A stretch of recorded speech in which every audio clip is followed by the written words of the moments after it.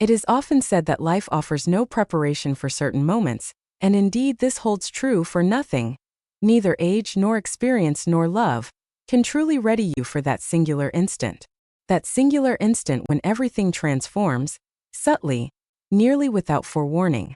The memory lingers vividly in my mind, his voice gentle and hesitant, barely rising above a whisper. He gazed at me not with pride or bravado, but with a sense of openness. And he uttered words that no mother, no woman could ever anticipate hearing. Could you assist me with my initial experience? Initially, I believed I had misheard. Yet the ensuing silence confirmed that I had not. In that moment, a fissure formed within me, and I longed to claim that I cast it all aside. I longed to express a smile, to embrace him, to suggest he confide in another. Yet I did not, for I found myself paralyzed. For within the depths of my being, a fragment of my soul listened to him. A fragment of my being grasped the essence, and that filled me with a fear deeper than anything I had ever known. This is not a moment that fills me with pride. Never did I imagine I would share this tale, yet it transpired. And when it happened, all that I believed I understood about myself, about right and wrong, became suddenly indistinct. This was never solely about him. This narrative centered around my experiences. Years spent in the shadows, feeling unseen, unwelcome, invisible. Concerning the type of solitude that gradually infiltrates and takes root deep within your very essence. He sought assistance with intention. He presented a sensation I hadn't experienced in years, connection. And that is precisely what renders this tale so challenging to convey. The truth exists in shades of gray. It is never the case. Should you have ever experienced the sensation of being adrift within your own existence, or yearned for another to truly perceive you, to acknowledge your essence in a manner that restores your sense of reality, then perhaps you will grasp the reason I chose to stay when I ought to have departed. Perhaps you'll grasp the journey that led me to this point. As I recount this tale, I find myself wishing it were one I could avoid sharing. Join love, lies, and truths, for there are some truths that linger too hauntingly to be overlooked.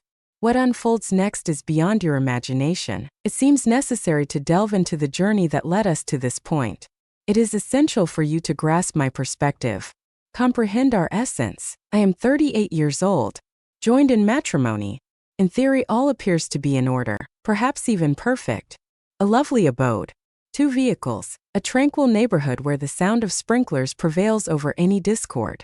Yet, the essence of reality often eludes the confines of the written word, doesn't it? David, my husband, is not a bad man. He toils diligently, delivers, covers the expenses, eventually addresses the leaking faucet after I make repeated requests. Yet, at some point in our journey, he ceased to notice my presence, ceased to observe the subtle details. The method I employed to curl my hair for dinner, my experience of wearing perfume to bed. With each moment of his indifference, my voice seemed to fade, growing softer as the realization settled in that he was not truly present. There was a time when our conversations flowed freely, chuckle. At this moment we simply to be. Similar to housemates who sometimes cross paths in the corridor. He arrives home after the sun has set, dines in solitude before the flickering screen. More often than not, he drifts off on the couch. And what about me? I find myself fading into the background of my own marriage. On certain evenings, I find myself lingering at the kitchen table, well past the time when the dishes have been washed and put away. Gazing out the window as if anticipating an arrival, I find myself at a loss for words. Perhaps an indication. Perhaps I could find the courage to acknowledge the emptiness that has enveloped me. And then we have Josh, 19. My stepson, David's sole offspring from his initial union. His mother departed when he was just a child. Silence reigns, no calls to break the stillness, no celebrations of birth. Simply vanished one day and never returned. Upon entering their world, Josh was just 12 years old, timid, stillness. He would often retreat behind his father whenever I engaged him in conversation, yet as time passed we grew closer. He began to reveal his thoughts to me. He would perch on the kitchen counter as I prepared our meal, sharing tales of his day, his companions, and the aspirations that danced in his mind. He never referred to me as Mom. I never requested that of him. Yet, the connection we shared was undeniably genuine. At times, it felt more powerful than anything I experienced with his father. I was the one who guided him through his initial experience of heartbreak. The companion who burned the midnight oil alongside him prior to exams, testing his knowledge until fatigue weighed heavily on his eyelids. The one who embraced him in his moments of sorrow, quietly, for he despised revealing his tears. And at some point in this journey he transformed from merely being my stepson. Not in a romantic sense, not at that time, yet, on an emotional level, he emerged as the singular individual in the household who truly recognized my existence. He observed the moment I donned a new dress. He inquired about my well-being as my sigh escaped with a bit too much volume. He absorbed every word, truly absorbing as I spoke. Such a form of attention, especially after enduring a prolonged absence of it. It begins to resonate like the very essence of life itself. Our home, in spite of the warmth it was meant to embody, perpetually exuded a chill. Not in a physical sense, for we had central heating, but rather on an emotional level. All was arranged, yet a sense of disarray lingered in the air. We found ourselves as performers in a forgotten production, each of us adrift without our lines. In that house, Josh and I forged the sole genuine bond. We would share laughter, exchanging our own little inside jokes. There were nights when I found myself watching old romantic movies, the kind that linger in the heart, while David worked late again or seemed indifferent to the world around him. I would brew us some tea, and we would settle on opposite ends of the couch, reciting lines from the film as if we shared a clandestine knowledge that eluded the rest of the world. Yet, there existed instances, ephemeral instances where a subtle change occurred. He would gaze at me, lingering just a moment too long, or I would sense a flutter that I was reluctant to recognize. It was understated, almost imperceptible, yet undeniably present in a way that caught my attention. And then arrived that fateful night. We had just completed our viewing of a film, the title of which has slipped my mind, a tale woven with threads of romance and tinged with bittersweetness, leaving a gentle ache in the heart as it draws to a close. I rose to gather our mugs, and as I pivoted to bid good night, Josh hesitated. He gazed at me, not in the manner a stepson typically regards a stepmother. In his gaze there lingered a softness, a depth that beckoned exploration. He parted his lips as if on the verge of uttering a thought, then came to a halt. His gaze lingered on mine for a heartbeat longer than necessary. He leaned in, murmuring a soft good night before turning away. Yet I remained there, paralyzed. In that brief moment of stillness, in that subtle pause, an unvoiced connection lingered between us. I sensed it deeply, and I am certain he felt the same way. It was more than a mere glance. It was a fissure in the wall we had both been feigning ignorance of. Once something shatters, it can never be reassembled to its original form. On a Wednesday evening, stillness enveloped the house, reminiscent of countless nights that had come before. David had retired for the night, as was his custom, asserting that a demanding day awaited him. I remained awake as I often did, cradling a cup of lukewarm tea and allowing the silence to envelop me like a thick, comforting shroud. Initially, I was unaware of Josh's descent down the stairs. Yet, I became aware of the gentle creak of the stairs, the careful cadence of footsteps attempting to avoid disturbing anyone's slumber. He strolled into the kitchen, his bare feet meeting the cool floor, clad in an oversized hoodie that lent him an air of youthful innocence. His face held a certain something. Not sorrow, not quite. It resembles uncertainty, as if an unseen weight pressed down upon his chest, leaving him at a loss for words, unable to voice the turmoil within. "May we engage in conversation?" he inquired. Simply that.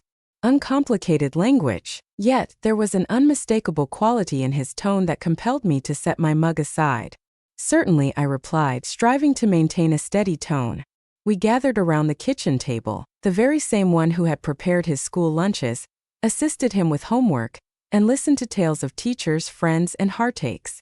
Yet this evening the atmosphere surrounding us felt transformed. Initially he remained silent. He nervously toyed with the string of his hoodie. He often found himself gazing at his hands. At last he found his voice. "I believe I am prepared," he remarked. I gazed at him, a swirl of uncertainty clouding my thoughts about his meaning. "Prepared for?" He spoke without lifting his gaze. To share one's life with another. In that initial experience, there came a moment when every fiber of my being tightened with anticipation. It wasn't solely due to shock, not completely. At the age of 19, he stood on the precipice of adulthood. It was logical. Yet, it was the manner in which he expressed it that made all the difference. To whom he was directing his words. I inhaled deeply, attempting to dispel the unexpected constriction in my chest. I inclined my head gradually, presenting the most cautious reply I could muster. Indeed, that marks a significant milestone. Do you feel a sense of unease? He released a soft chuckle.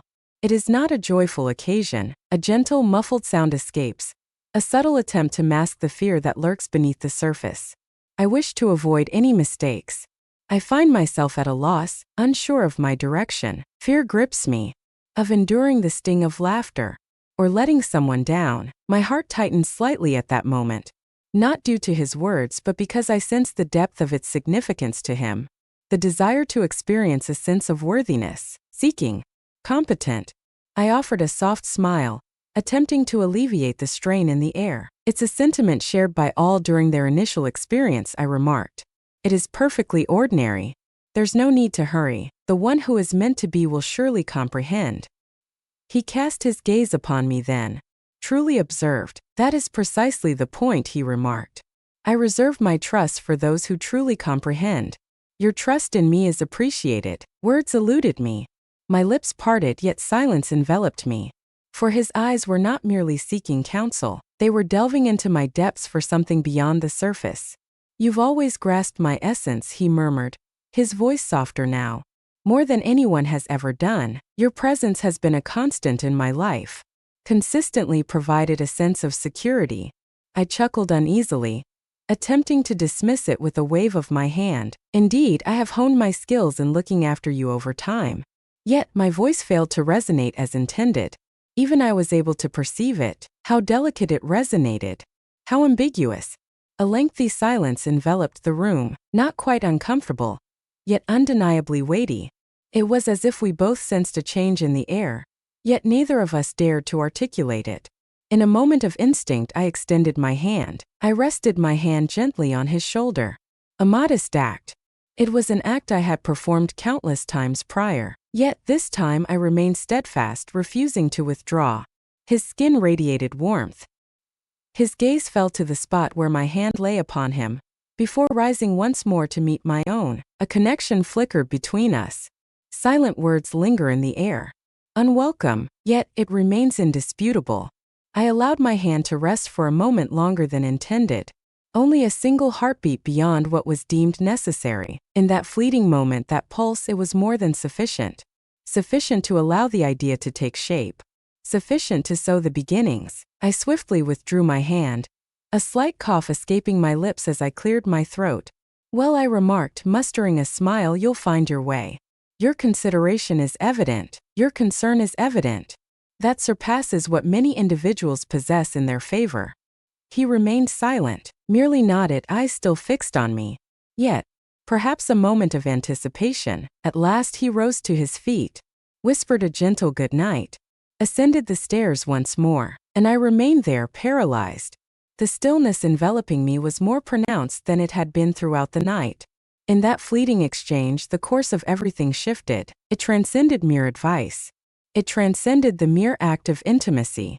It delved into a realm far more profound, a deep yearning, a bond of confidence, a deep yearning, in pursuit of connection, in pursuit of intimacy, that we both acknowledged. And when that hunger emerges, when you meet someone's gaze and understand that they truly perceive you, truly perceive your presence, it feels as though one cannot simply erase the sensation. How I longed to declare that this was the conclusion of the tale. I dismissed it and continued on my way. Yet, in reality, that was merely the inception. Following that night, a transformation stirred within me. I attempted to feign that it had not occurred. I attempted to rise the following morning as if nothing had changed, as if his words hadn't reverberated in my thoughts throughout the night. Your trust in me is appreciated. You are the sole person who has truly grasped the essence of my being. Yet, their voices lingered in my mind, relentless and inescapable. Again and again, a subtle rhythm pulses beneath each moment of my day. What was he truly inquiring about? Was it merely a form of guidance, comfort, or was there a hidden depth lurking beneath his voice? Underneath his gaze, in the shadows of that evening, he lingered with an air of mystery.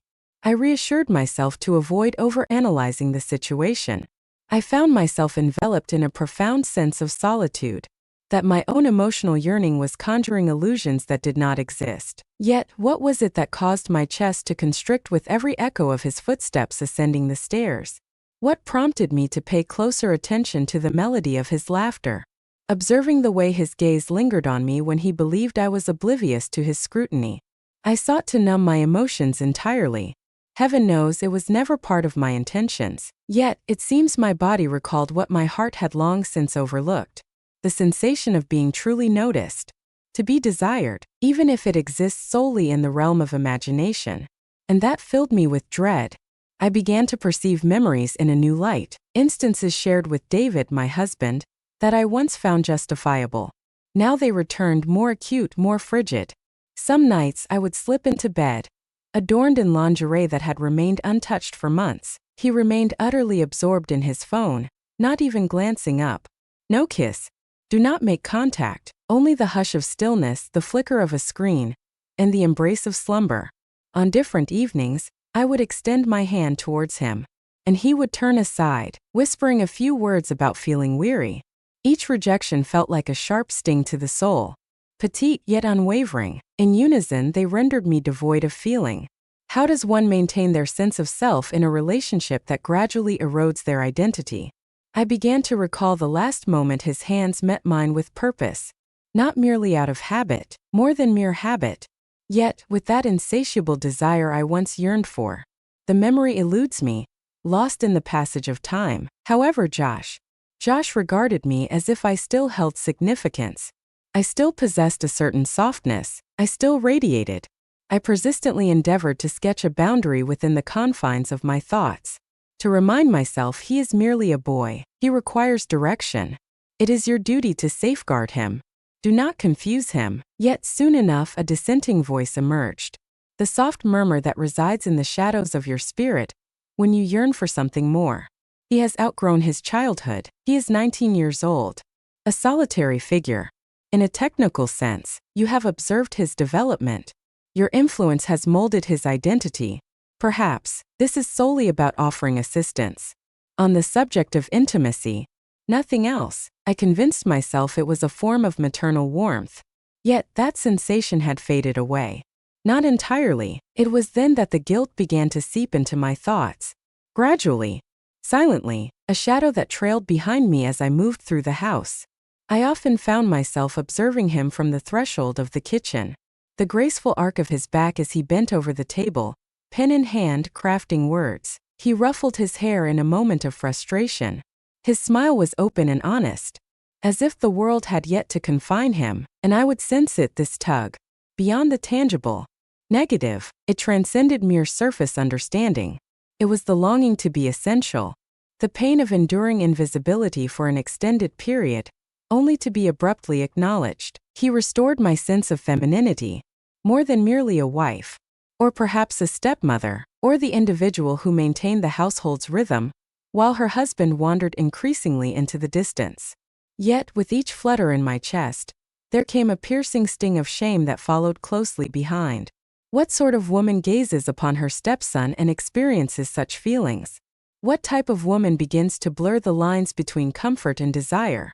I reassured myself that it would eventually fade away. I was merely navigating a personal struggle, a stage.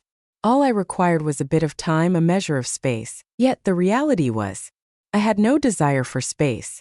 The warmth I experienced in his presence was something I longed for, the subtle thrill that accompanied each exchanged look, each silent utterance, the feeling that I held significance for another, that I was desired once more.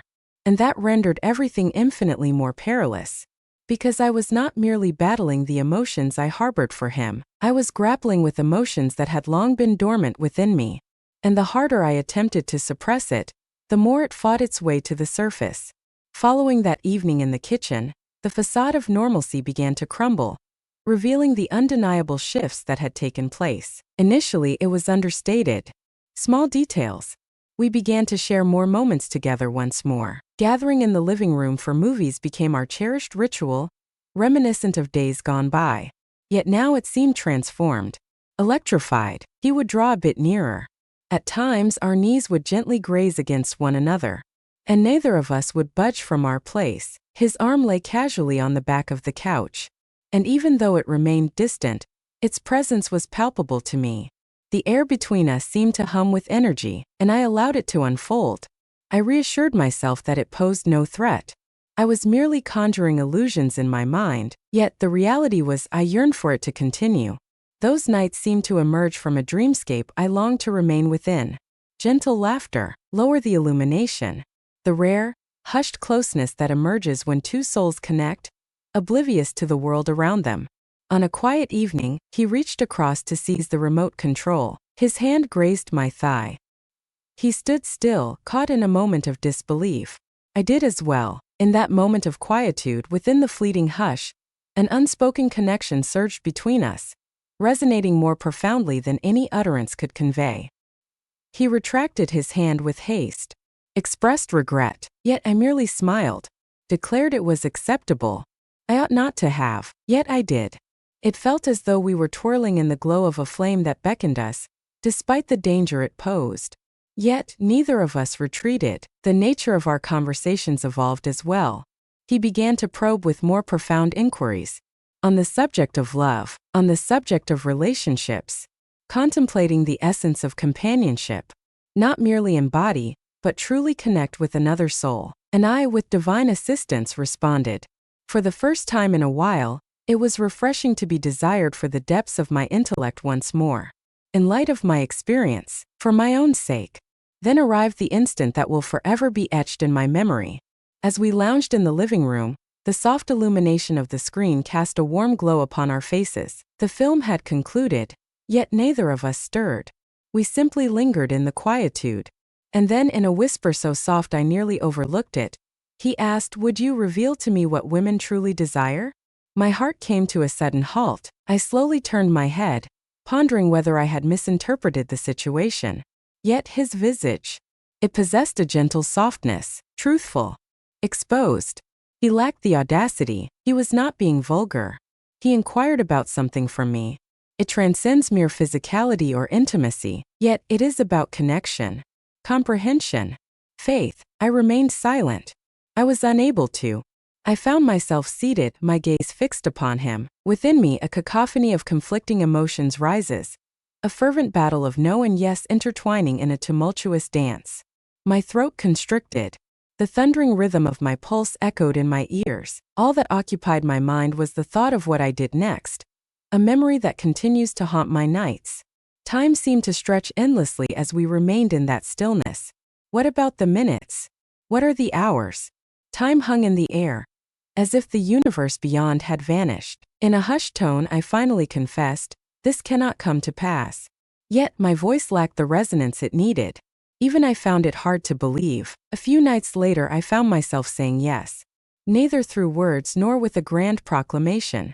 Yet through my deeds, my quietude, my essence. I assured myself it would be a singular occurrence. I would provide him with the education he requested. I aimed to dispel the enigma, ensuring he would be free from fear. The focus was on fostering his sense of confidence. I undertook this endeavor for his sake. Yet that was a falsehood. And I was aware of it, for beneath the surface, my motivations were intertwined with my own desires as well. I yearned to experience that sense of being desired once more. I yearned for a sense of power, required, noted. Thus I allowed it to unfold, a gentle caress here. Cast your gaze in that direction. His fingers grazed against mine. My hand lingered on his knee for a heartbeat longer than intended. His gaze lingered on my lips as I spoke. I maintained my gaze unwaveringly. With each passing night, the distance that separated us diminished. With each passing moment, the distinction between right and wrong faded, leaving me unable to discern one from the other. And then it unfolded. On a fateful night, all that we had restrained surged forth with unstoppable force. It was not harsh. It unfolded at a measured pace. The pace was languid, steeped in emotion, and shrouded in confusion. He gazed at me as if I were the very axis around which his universe spun. In that fleeting instant, I allowed myself to entertain the notion that I truly was. Yet, in the instant it concluded, the world transformed entirely. The atmosphere was thick with weight. My skin felt uncomfortably taut. The burden of our actions pressed heavily upon me, as if a stone had taken residence on my chest. He attempted to articulate his thoughts. I gently shook my head. His voice was unbearable to me. I found myself lost, uncertain of my own identity. This was not a film steeped in romance. This was not merely a hidden dream realized. This was genuine. It was indeed a mistake. Yet, the most troubling aspect? No regrets lingered in my mind, and that filled me with a fear deeper than anything I had ever known. For once you have traversed a boundary that ought to have remained untouched, there exists no path to return to the person you once were. The rain fell steadily that night. It is not a storm. Unremarkable, it's the gentle, persistent rain that softly taps on the windows, enveloping the world in a tender, melancholic embrace. A night enveloped in silence, as if the universe itself is pausing, suspended in anticipation. David had departed for a business trip out of town. He left without kissing me goodbye. He didn't even mention when he would return. Relief should have washed over me, yet what I experienced was something entirely different. An unusual, weighty quietude settled within my chest, as if the very earth beneath my feet had begun to shift. That evening, Josh chose to remain at home. He mentioned that he wasn't feeling well. Our words were few throughout the daylight hours. We merely brushed past one another in silence, as if an unvoiced barrier held our words captive within. As the evening unfolded, we found ourselves in the living room together, unforeseen, lacking coordination, simply there. As I entered the room, I found him already settled on the couch. This time the screen remained dark, devoid of any film to captivate the audience. Without tea there are no snacks. The gentle patter of rain mingles with a soft, enveloping hush. I settled next to him, drawing nearer than I typically would. For a time we remained in that stillness. Silence prevails, merely inhaling and exhaling. At that moment his gaze met mine. Not observed. Not observed. He gazed deep within me, and I was aware. I sensed the impending turn of events. I let it unfold without intervention. His hand brushed against mine first. Cozy, soft. Our fingers intertwined as if they had been destined to connect from the very beginning. And then, gradually, as if an unseen force was drawing us toward an inevitable fate, he leaned in. I might have chosen to walk away. I might have been able to prevent it. Yet I refrained, for it was in that very moment. I was not his mother. I found myself lost in a haze, disconnected from my true self. I found myself in a moment of contemplation. Humankind. Ravenous, impulsive, and yearning to experience something that would affirm my existence. Our lips brushed together, gently at the beginning, with careful consideration. Yet, once that boundary was shattered, retreat was no longer an option. Each stratum of remorse, apprehension, regret, it vanished in the intensity of that instant. We navigated as if we were striving to imprint one another in our memories. Fingers gliding over well-known flesh, exploring in unexpected manners, gasping for air, quiet, nearly sacred. It lacked both wildness and speed. The pace was languid, gentle, exquisitely personal, and when it concluded, silence enveloped us. We simply remained in our seats, ever intertwined, continuing to inhale the very same atmosphere. My gaze fixated on the ground beneath me. I found it impossible to meet his gaze. I found it impossible to meet my own gaze. And then he breathed it softly into the air. The utterances that caused everything to fracture in a languid cascade. My heart is yours. Utterly straightforward. Such purity, yet intertwined with the reality I was unprepared to confront. I chose not to reply. I was unable to. In that moment I sensed the very foundations of my being begin to disintegrate. My essence, my union, my understanding of morality. Everything shattered. Silently, akin to delicate glass strained beneath an unseen weight. He repeated it, his voice gentler this time. My heart is yours. And I found myself sitting there, utterly still. My heart cries out. Thoughts swirling in a frenetic dance. My spirit is collapsing inward. How does one react when they have traversed a chasm so profound, so unchangeable, that even the act of drawing breath seems like an act of treachery? I felt compelled to express to him that it was misguided, that it would never occur once more, that we erred. Yet none of those words emerged. Just quietude. In that silence, there lay a depth of meaning that no confession could ever convey. The following morning, an unsettling aura enveloped the house. Unbroken, quiet, simply incorrect, excessively silent, excessively motionless. It was as if the very walls were aware that an irreversible event had transpired. I rose before the dawn's first light. Rest eluded me. I had no desire to. I found myself lying there, gazing up at the ceiling. In the quest to reclaim fragments of my identity, I find myself grappling with the uncertainty of their very existence. The events of the previous night unfolded in my mind, each moment stretching out in slow motion. His caress. His voice resonated, the manner in which he softly uttered, "I love you," as if it were a burden meant to accompany us into the dawn. Yet the light of day reveals the truth. As I gazed into the mirror, the image that stared back was not that of a woman in love. I encountered another individual, a figure I could hardly identify, filled with a deep sense of shame. Unwell. Fearful. I could hear him downstairs, Josh. He was brewing a cup of coffee, humming to himself as if all was right in the world. Ordinary. I nearly walked away. How could he maintain such calmness, such steadiness, while I felt as though I was disintegrating from within?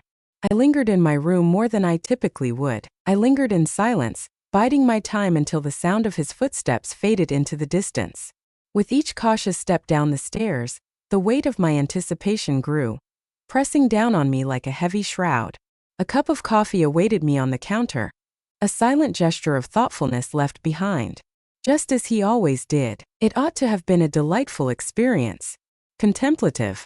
Yet, it only served to knot my stomach. It had transcended the mere act of drinking coffee. It served as a subtle reminder of all the words left unspoken. I hardly laid a finger on it. Throughout the day, I steered clear of him. I drifted from room to room, a spectral presence in the stillness, feigning a sense of busyness, feigning existence. Each time I caught sight of him, strolling down the hallway, lounging on the porch, tapping away on his phone from the couch, he appeared effortlessly handsome. Joyful indeed. A burden had been released from him. He would steal glances in my direction from time to time, prompting me to avert my gaze. Fearful of the reflections that might dwell within his gaze, fearful of what he might still discover within my gaze. Yet he appeared unfazed, not akin to my essence. As our paths intertwined, a smile graced his lips. Inquired about the quality of my slumber. He chuckled at something on his phone, attempting to share it with me as if nothing had transpired. Felt almost painfully ordinary, somewhat satisfactory. That filled me with a fear unlike any other, for it signified his lack of comprehension regarding the weight of our actions. Perhaps he did, yet chose to remain indifferent. As the evening descended, fatigue enveloped me, a weary burden born from the art of pretense. I confined myself within the bathroom's four walls, my gaze fixated on the faucet for what felt like an eternity before finally summoning the resolve to turn it on. Allow the water to flow freely. Allow it to silence the clamor of my mind. As the night deepened, David's call came through. His voice carried a weary undertone. Preoccupied, he mentioned he would return in a few days. Then, with a casual air, almost as if jesting, he remarked, "Josh appears to be in higher spirits these days. Hearing his laughter once more is truly delightful. The two of you have always shared a unique connection." I stood still, caught in a moment of sheer disbelief. It struck with the force of a slap, an ironic twist of fate. The very source of his pride was, in turn, unraveling me from within. I ended the call abruptly. I mentioned that I was weary, deceived once more. There I was, perched on the edge of my bed, eyes fixed on the floor, enveloped in a haze of numbness. Tears eluded me. My thoughts were a tangled mess, elusive and chaotic. Every moment with Josh seemed to echo in a familiar rhythm now, one that I found impossible to halt, one that eluded my grasp for a conclusion. I began to maintain my distance, steering clear of the living room, omitting meals, securing my entrance. Yet he observed. Naturally, he did. He began to send me messages. "Are you feeling all right? Have I erred in some way? Engage with me." I chose not to respond. In the stillness of the night, Gentle taps would echo against my door, merely a couple, perhaps 3. Always subtle, always gentle in approach, yet they lingered in the atmosphere. A haunting echo I was powerless to mute. I remained silent. I held my breath, wished he would simply turn and leave. Times he did. At times, doubt lingered in my mind. One evening, I ascended the stairs and discovered a note resting on my pillow. It was a brief moment. Silence prevails. There will be no apologies offered. There is no need for elaboration, only a single line. I am prepared for our journey together. In that moment, my heart sank. In that moment, I came to a profound realization. He believed this was merely the dawn of something greater. And I was aware. I found myself immersed in a depth I had never anticipated. Sleep eluded me that night. The note lingered on my nightstand, an ethereal presence haunting the space. 5 words. 5 small words that bore a weight greater than anything I had ever shouldered. I am prepared for our journey together. I must have perused it at least a dozen times. My fingers quiver. My breath is shallow. My heart performs an erratic dance, caught in the throes of panic and ache. The ceiling held my gaze, an expanse of stillness above me. Then at the barriers, then in my grasp. As if they could articulate the actions I had taken, what we had accomplished. Yet answers remained elusive. Just silence. In that stillness, I found myself coming apart. In that moment, realization washed over me. In a sudden burst. Like an unexpected wave crashing upon me. Despite having stood in the tide for days, I was caught off guard. I have become unmoored. I surrendered to the moment. And for what purpose? For a mere 5 minutes of being desired? To create the semblance of intimacy? To grasp at a moment of control in a life where I had lingered in the shadows for far too long? I found myself lost, unsure of my own identity. I was not a wife. Not in any genuine sense of the term. It had been years since David regarded me as a partner, hadn't caressed me as a woman would, hadn't cherished me in a manner that made me feel truly valued and worth keeping close. I had not embraced the role of a mother, not for Josh. Not quite. What was I then? What had I transformed into? Memories of that night flooded my mind, to the origins of it all, to the manner in which his voice quivered as he sought assistance, to the gentle warmth reflected in his gaze, the manner in which he placed his trust in me. And I found myself pondering, was it truly real? Or did I grasp something delicate and contort it into something self-serving? Did I overstep my bounds? Or did we encounter one another in that shadowy, perilous realm that exists between solitude and longing? Could it have been manipulation? Or could it have been mutual? Could it have been love? Or could it be trauma, masquerading as longing and desperation? And what was the greater evil? I found myself before the mirror, clutching the edges of the sink as if it could hold me steady. The figure gazing back at me was unfamiliar. A stranger in my own reflection. Her eyes bore the weight of exhaustion. Her lips pressed together. Her skin appeared lifeless, as if the very light had been siphoned away. And I whispered softly, as if the very air might fracture, "Who have I become?" This had transcended his own narrative. The matter at hand transcended David and the unraveling of our marriage. This narrative revolved around my experiences, the decisions I make, my quietude, my vulnerability. Yet beneath the layers of shame, guilt, and self-loathing, something else lingered. A truth I was reluctant to acknowledge. A fragment of my being resisted the urge to release it. That fragment of my being, tiny, rebellious, fractured, still held on to the memory of what it was like to be acknowledged, to be essential, to feel the warmth of being valued, and that filled me with a deeper fear than anything else could. Thoughts of departure began to swirl in my mind. Preparing a bag, stepping through the threshold, I leave without a backward glance. Yet, to what destination shall I venture? What should I express? I found myself entwined with my stepson, and now I am lost in the depths of my own identity. Could anyone possibly take me seriously? Would anyone truly care? Would David stand up for me? Could it be that Josh would? Or would they simply allow me to fade away? I found myself pondering which was the greater evil, enduring the chaos, or striving to exist beyond its grasp. I found myself rooted to the spot, immovable, crushed beneath the burden of my own choices. Desperation intertwined with denial. Fear murmured deceitful notions that perhaps, just perhaps, There was still a chance for redemption. I wish I could feign that it never occurred, if only I could make it vanish by simply returning to my usual self. Yet, beneath the surface I was aware. Normalcy had slipped through their fingers, never to return. Have you ever committed an act that is irrevocable? Something that resides within you? Not merely a recollection but rather a scar? I possess. No matter how often I revisit it, or the myriad of ways I attempt to rationalize it, the outcome remains unchanged. It transpired, and now I must contend with its consequences. Yet I find myself pondering whether I stand alone in this uncertainty. If this type of error, this particular longing, this crossing of boundaries, is something that others have experienced as well. I must seek the truth. Am I alone in this? Have you ever experienced a profound sense of invisibility? A deep emptiness within? When someone finally gazed upon you as if you held significance, you instinctively reached out in response. Even in the moments when you were aware it was unwise. If you've had the chance to visit, even just once, share your experience in the comments below, even if it's anonymous. Even if your only words are, "I understand," that will suffice. At times, the weight of it all lies in the profound sense of isolation, as if no one else could truly understand.